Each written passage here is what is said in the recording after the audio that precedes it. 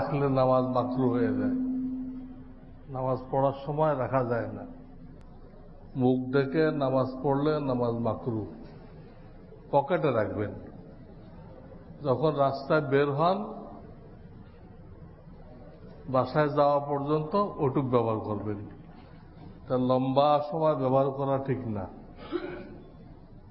কারণ যে শ্বাসটা আমরা ছাড়ি এটা খুবই বিষাক্ত, খুবই। মাস্ক পরলে ওটা আবার নেয়, যেটা ছাড়ে ওটা আবার নেয়। এতে যদি করোনার কোনো ফায়দা হয় তো হইতেও পারে, কিন্তু এই বিষাক্ত শ্বাসের কারণে একটা রোগ হবে, যেটা করোনার থেকেও মারাত্মক। সেটা চিকিৎসা কঠিন হয়ে যাবে। এই জন্য লম্বা সময় কি করা যাবে না, যাবে না। মসজিদে বেরোলেন, বাসায় যাওয়া পর্যন্ত। কয়েক ভাই প্রশ্ন পাঠাইছেন। আমার স্ত্রী পর্দানিসীন, আমার দুলাভাই আমার স্ত্রীর সাথে দেখা সাক্ষাৎ করতে চায়, তা না হলে সম্পর্ক রাখতে চায় না। এখন আমার করণীয় কি? তাকে বুঝানো, ভাই পর্দা তো ফরজ। আপনার বিবি আপনি দেখবেন, আপনি ভোগ দখল করবেন। আমার বিবি একমাত্র আমি দেখতে পারবো। আপনার জন্য তো হারাম, হারামে আরাম নেই। কাজে আপনি দয়া করে আমার বিবিকে দেখতে চেষ্টা করবেন না। এইভাবে তাকে বুঝায় বলে, মানে আলহামদুলিল্লাহ, না মানে ওনাকে ওনার অবস্থার উপরে ছেড়ে দেন, কিন্তু আপনার বিবি তার সামনে যাবে না। দুর্ঘটনার কোনো অভাব আছে? আজকে সামনে যাবে, কালকে যে তার হাত ধরে চলে যাবে না, তার কি গ্যারান্টি আছে? বুঝান আমারে। 4-5 ছেলেপেলের মা, হ্যাঁ, আরেকজনের হাত ধরে চলে যেতেছে। এই তো দুনিয়ার অবস্থা। এই হলো দুনিয়ার অবস্থা। পর্দা যদি না থাকতো তো আমাদের কারোর বিবি থাকতো না। সব ইউরোপ আমেরিকার মতো চলে যেত। এই জন্য পর্দা আল্লাহর বহুত বড় নেয়ামত। এটা আল্লাহ ফরজ করছে। আল্লাহর কি লাভ, আল্লাহর কি স্বার্থ? আপনার সংসার রক্ষা করার জন্য আল্লাহ করছে। আপনার বিবি অপরাধ না করে, আপনি এই অপরাধ না করেন, বিবির দিক তো আশঙ্কা আছে, বিবি কাজটা চলে যাব। আপনার ব্যাপারও আশঙ্কা আছে, আপনি কোন মহিলার পাল্লায় পড়বেন। হ্যাঁ, সব দিক দিয়ে আশঙ্কা। সবাইকে পর্দা রক্ষা করতে হবে। এই ব্যাপারে কোনো আপোষ করা চলবে না।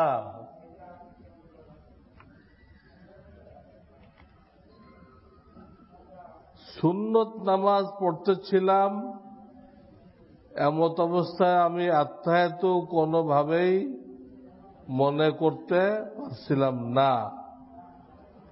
এখন আমার নামাজ কিভাবে শেষ করব? তখন আপনি সালাম ফেরাই দিবেন। আত্মায়াতু যখন মনে হইতেছে না, আপনি সালাম ফেরাই দেন, দিয়ে কারোর থেকে আত্মায়াতু আবার জেনে নেন, জেনে নিয়ে ওই নামাজটা আবার পড়েন। ওই মুহূর্তে যেন আগাইতেই পারতেছেন না, তো কে আপনাকে সাহায্য করবে? বাইরের থেকেও সাহায্য করলে তো আপনার নামাজ নষ্ট হয়ে যাবে। নামাজ সালাম ফেরাই দেন, দিয়ে কারো কাছ থেকে জেনে নিয়ে ফের পড়েন।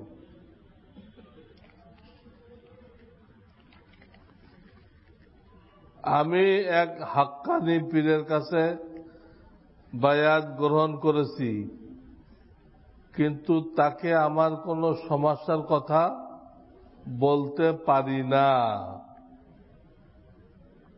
তাই আমি আরেকজন হাক্কানি পীরের বায়াত গ্রহণ করি। এতে আমার কোনো গুনাহ বা ঈমানের কোনো ক্ষতি হবে কিনা? কোনো গুনাহ হবে না, ঈমানের কোনো ক্ষতি হবে না। এইটাই তরিকা। আপনি যারা করছেন এইটাই তরিকা। একজন হক্কানি পীরের কাছে গেলেন, কিন্তু তার দ্বারা আপনি ফায়দা উঠানোর রাস্তা পাইতেছেন না। যে কোনো কারণে হোক, চিঠিপত্র লিখতে হয়, না হয় মৌখিক জিজ্ঞেস করতে হয়, এগুলো আপনি পারতেছেন না, সুযোগ হইতেছে না। ওখানে বসে থাকার দরকার নেই, আর এক পীর তালাশ করেন। দরকার হয় একটু ছোট পীরের কাছে যান। বড় পীরের কাছে তো ভিড় বেশি, ছোট পীরের কাছে যান, তাহলে ভিড় কম। কিন্তু মূল কথা হলো ফায়দা হাসিল করতে হবে, দিলের রোগের চিকিৎসা করতে হবে। পীর কোন নির্দিষ্ট পীর হওয়া জরুরি না। এই পীর দ্বারা হচ্ছে না, আর এক পীরের কাছে যান, থাকা কোনো জরুরি না।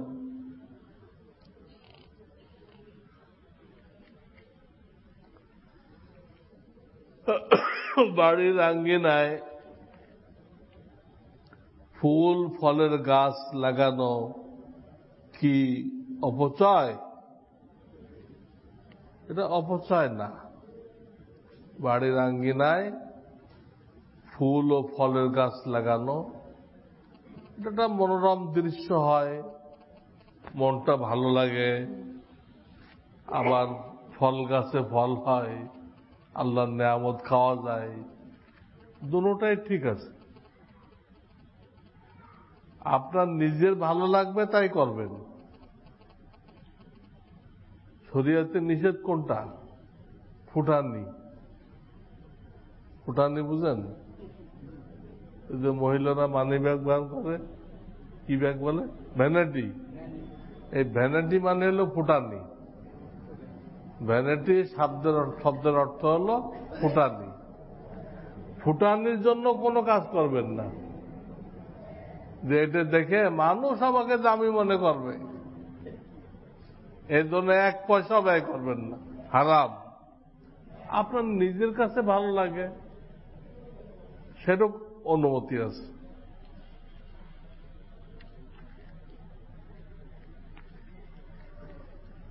এমন কোন আমল কি আছে যা করলে নেক কাজে অনেক খরচ করার মতো সামর্থ্য লাভের তৌফিক হয়?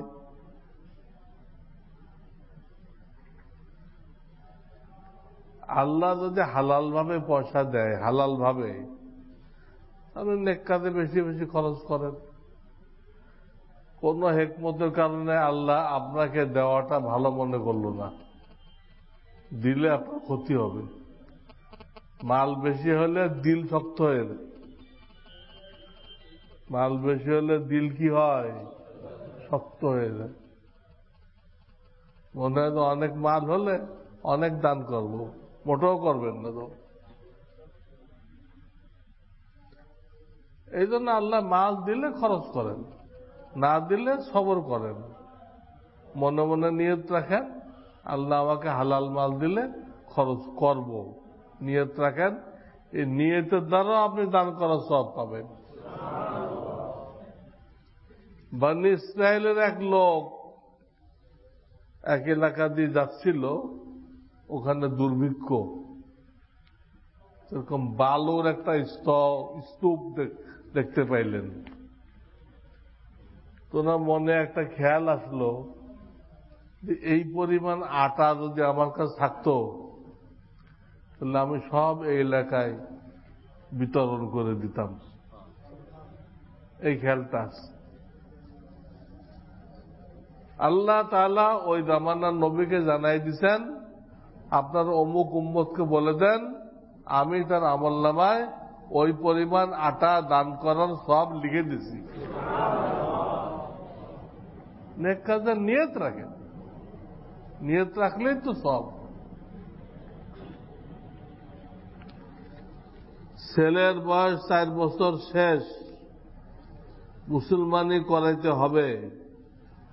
আমার পরিচিত সার্জারির হিন্দু ডাক্তার আছে, তাকে দিয়ে মুসলমানি করাইলে আমাদের ইসলাম ধর্মে কোনো বিধিনিষেধ আছে কিনা? না, কোনো সমস্যা নেই। মুসলমানি করানো কি জিনিস? পুরুষাঙ্গের আগার চামড়াটা কেটে ফেলা, এটা মুসলমান ডাক্তারদের করেন, হিন্দু ডাক্তারদের করেন, ইহুদি ডাক্তারদের করেন। কোন ডাক্তারদের করলেন তা শরীয়তে কাম্য না। কাম্য হলো এই চামড়াটা ফেলে দেওয়া। কারণ এটা থাকলে কত রকম রোগ যে হয় তার চিকিৎসা নেই। সিফিলিস হবে, গনোরিয়া হবে, আরো এরকম মারাত্মক মারাত্মক রোগ হবে। এই জন্য আজকাল কাফেররা পর্যন্ত খতনা করতেছে।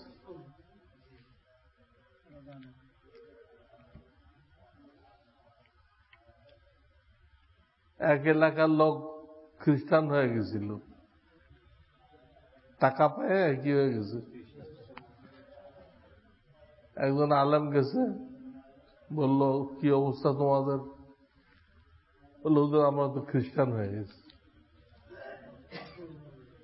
আলেম বলল অসম্ভব, অসম্ভব, তোমরা খ্রিস্টান হইতে পারো না। মুসলমানের তো তোমার সাথে লাগানো, এটা ছুটাইবা কেমনে? মুসলমানের তো তোমার সাথে লাগানো। তোমার ছোটকালে খতনা করছে না, মুসলমানি করছে না, ওটা ছুটাইবা কেমনে? যা খ্রিস্টান ধর্ম কবুল করছো কিচ্ছু হয় নাই, সব খাও, সব বৃথা গেছে। তোমরা আবার নামাজ রোজা শুরু করো, সব বৃথা। কারণ তোমার থেকে মুসলমানের তো ছুটবে না, মুসলমান তো জয়েন করে দেওয়া হয়েছে। পরে তারা দিল ঠিকই তো, ঠিকই তো, আমরা তো ছোটকাল থেকে মুসলমান, কিন্তু খ্রিস্টান হইলাম কেমনে? তারা সব ফিরে আসছে।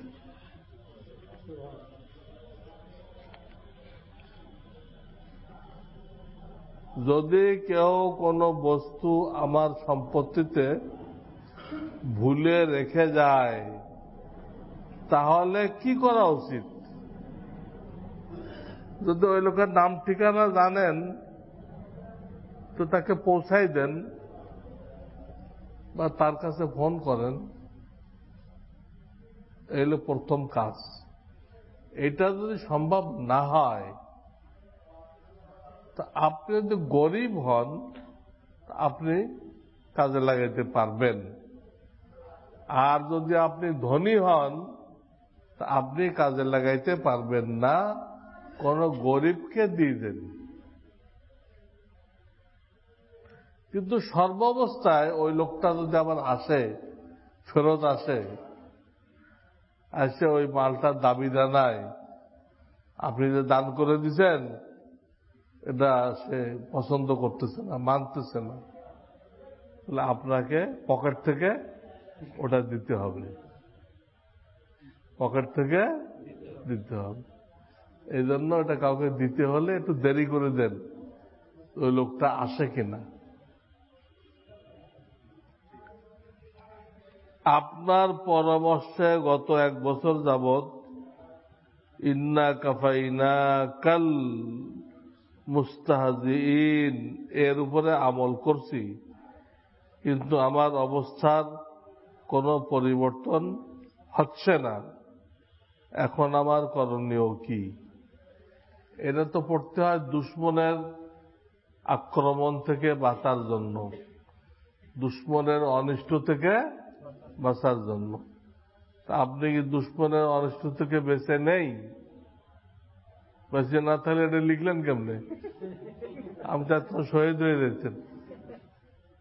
আপনি তো শহীদ হন নাই, এখনো বেঁচে আছেন, মসজিদে আছেন, তো বোঝা গেল এই দোয়া কাজে লাগছে, এই দোয়া কাজে লাগছে। আপনি বোঝেন নাই কাজে লাগছে, এটাও আপনি বোঝেন নাই।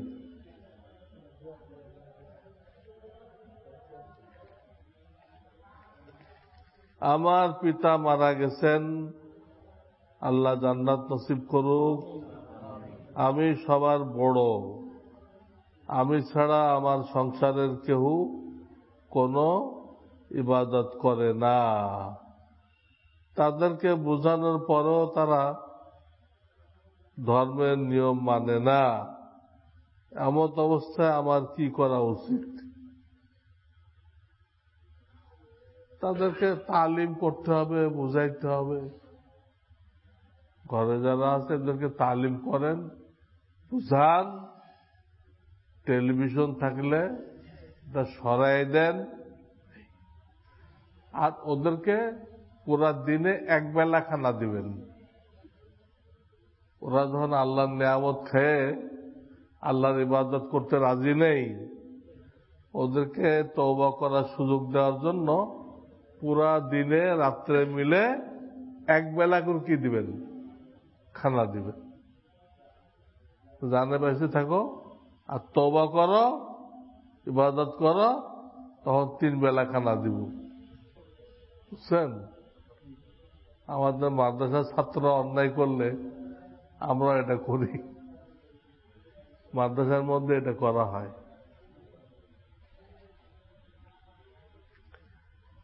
কোন মানুষ যদি আত্মহত্যা করে, পরে কিছু মানুষ বলে যে এটা তার তকদিরে ছিল, তা তো ছিল, কিন্তু ও জানলো কেমনে আমার তকদিরে এটা আছে, তাই আমার আত্মহত্যা করতে হবে? ও তকদির পড়ে আসছে। কিন্তু প্রশ্ন হলো, তার তো এটা তকদিরে ছিল, এতে আযাব হবে কেন? আর তকদির তো আল্লাহ লিখে রেখেছেন, এটা কোনো প্রশ্ন হবে না। এই জন্য তকদিরে কি আছে এটা কারো জানা নেই এবং জানা সম্ভবপরও না। কাজে সে কেমনে জানছিল? সে তো নিজেই করছে এটা। সে করার পরে জানা গেছে তকদিরে লেখা ছিল, আগে তো জানা যায় নাই। কাজে সে কেমনে কইতে যে তকদিরে ছিল তাই আমি করছি? তুমি তকদির পড়ে আসছো? তকদিরের খাতা তো আল্লাহর কাছে, কোনো মানুষের তো দেয় নাই। মৃত মানুষ স্বপ্নে দেখলে নাকি লোকে বলে ওই মৃত ব্যক্তি কষ্টে আছে। এটা কোনো কথা না। মৃত্যু ব্যক্তিকে দেখলে সে কষ্টে আছে, এটা কোনো কথা না। ভালো থাকতে পারে। তবে মৃত্যু ব্যক্তিত্বের জন্য সব রিসার্নি করা তা সবসময় আমাদের দায়িত্ব, আমাদের দায়িত্ব। বিশেষ করে মৃত্যু ব্যক্তিকে যদি সাদা লেবাসে দেখা যায়, সাদা লেবাসে, তাহলে বোঝা যায় যে আল্লাহ তাকে মাফ করে দিচ্ছেন। আর সাদা লেবাসে না দেখলে তার জন্য দান খয়রাত করবে, তার জন্য ইস্তেগফার করবে, যাতে এই সবের ওসিলায় আল্লাহ তাকে মাফ করে দেয়।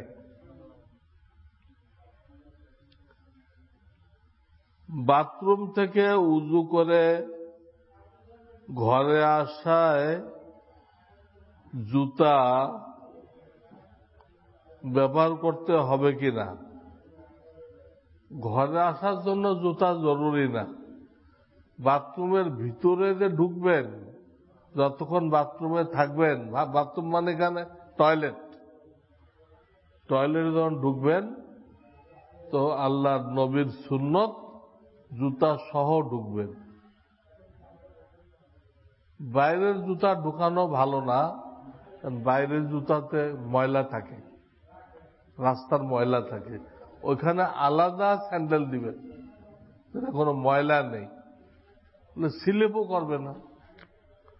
রইল ঘরে, ঘরে পরবেন কিনা আপনার ব্যাপার। শীতকালে তো অনেকেই পরে, শীতকালে ঘরের মধ্যে অনেকে কি পরে, মানে পায়ে ঠান্ডা লাগে, সর্দি লাগে, শীতকালে তো পড়তেই হয়।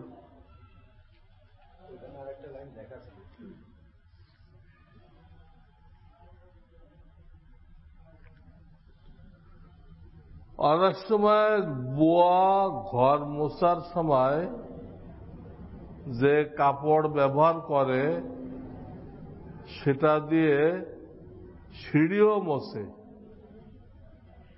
তার তো সমস্যা নেই। সিঁড়িতে যে পানিটা লাগে, ওটা কাপড় দিয়ে মুছলে পানি লাগে, ওটা শুকাই গেলে পাক হয়ে যায়, ওই পানিটা তো বেশিক্ষণ থাকে না। জনৈক ব্যক্তি শুনেছি রাষ্ট্রের সম্পদ মেরেছে, এখন সে অনেক বড় লোক। কত বড়? মসজিদের ছাদ পর্যন্ত যাবে, অনেক বড় লোক। এবং গত 2 বছর আগেও আমি তাকে এমন কিছু ছোটখাটো কাজ করতে দেখেছি। অপরদিকে শুনেছি সে নাকি তার এলাকায় হেফজখানা ও এতিমখানা খুলেছে। আমার প্রশ্ন, যারা এমন ব্যক্তি রাষ্ট্রের সম্পদ চুরি করে কিংবা আত্মসাৎ করে, তাদেরকে কি আল্লাহ প্রকৃতপক্ষে পরিপূর্ণ ক্ষমা করবেন? রাষ্ট্রেরটা রাষ্ট্রে ফেরত দিতে হবে। ওই টাকা দিয়ে কোনো নেকি করলে নেকি হবে না, নেকি করতে হবে নিজের টাকা দিয়ে। রেলে চড়ছেন, টিকিট কাটেন না, তাহলে আপনি টিকিট কাটেন, কাটে ওটা ছিঁড়ে ফেলেন, হয়ে গেল। সরকারের টাকা সরকারের ঘরে চলে গেল। রাষ্ট্রের টাকা মেরে কেউ মসজিদ দিল, মাদ্রাসা দিল, এর থেকে আল্লাহর কাছে মাফ হয়ে যাবে? নিছেন রাষ্ট্রের কাছে, ফেরত দিলেন আর একজনের কাছে, কেমনে হলো? যার কাছে নিছেন তার কাছে কি করতে হবে? ফেরত দিতে হবে।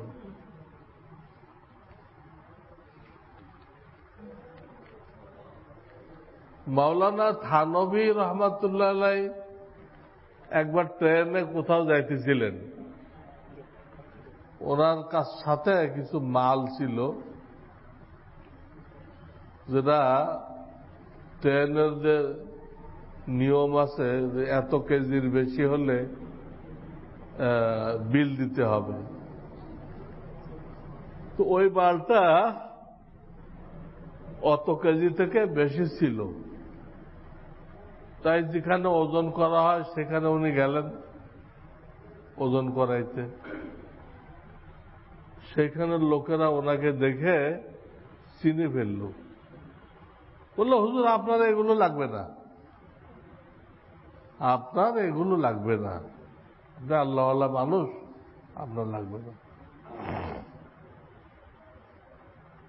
আবার টিটি সাহেবও বলল, আমি আছি, আপনার কোনো সমস্যা হবে না,